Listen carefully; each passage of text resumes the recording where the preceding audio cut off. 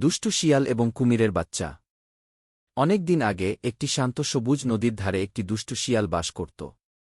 শিয়ালটি ছিল চালাক, কিন্তু অনেক বেশি দুষ্টু। নদীর ওপারে একটি মা কুমির এবং তার ছোট বাচ্চা কুটি থাকত। কুমিরের বাচ্চা কুটি কুটি খুব সুন্দর ছিল এবং সারাদিন খেলতে ভালোবাসত। কিন্তু তার একটা খারাপ অভ্যাস ছিল। সে সবাইকে খুব সহজেই বিশ্বাস করত। তার মা প্রায়ই তাকে সতর্ক করতেন, কুটি, সবাই বন্ধু হয় না। কখনো অপরিচিতদের বিশ্বাস করো না গি। একদিন শিয়াল ভাবল, কুমিরের বাচ্চা সারাদিন একা খেলে। আমি যদি তাকে কৌশলে চালাতে পারি, তাহলে আমি সহজেই নদীর মাছের কাছে পৌঁছাতে পারব।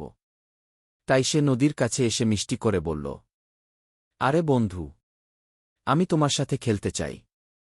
তুমি আমার সুন্দর তুলতুলে লেজেও চড়তে পারো। কুটি উত্তেজনায় লাফিয়ে উঠল, সত্যি? তুমি কি আমার বন্ধু হবে? কুটি শিয়ালের লেজ ধরে তার পিছনে পিছনে নদীর গভীরে চলে গেল। হঠাৎ শিয়াল তার আসল রূপ দেখাল। সে বলল, এখন তোমার মাকে ডাকো, নইলে আমি তোমাকে গভীর জলে ফেলে দেব। কুটি ভয়ে কাঁপতে শুরু করল। একটি ঈগল। ঠিক তখনই আকাশে ঘুরতে থাকা একটি বড় ঈগল সবকিছু দেখতে পেল। সে লাফিয়ে নেমে চিৎকার করে বলল, দুষ্টু শিয়াল, ছোটদের ভয় দেখানো ভুল।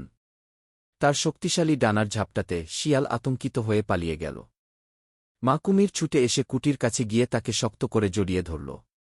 কুটি, মনে রেখো, অপরিচিত ব্যক্তির মিষ্টি কথা সবসময় সত্য নাও হতে পারে গি। কুটি মাথা নাড়িয়ে বলল, মা, আমি বুঝতে পেরেছি। এখন থেকে আমি সাবধান থাকব গি।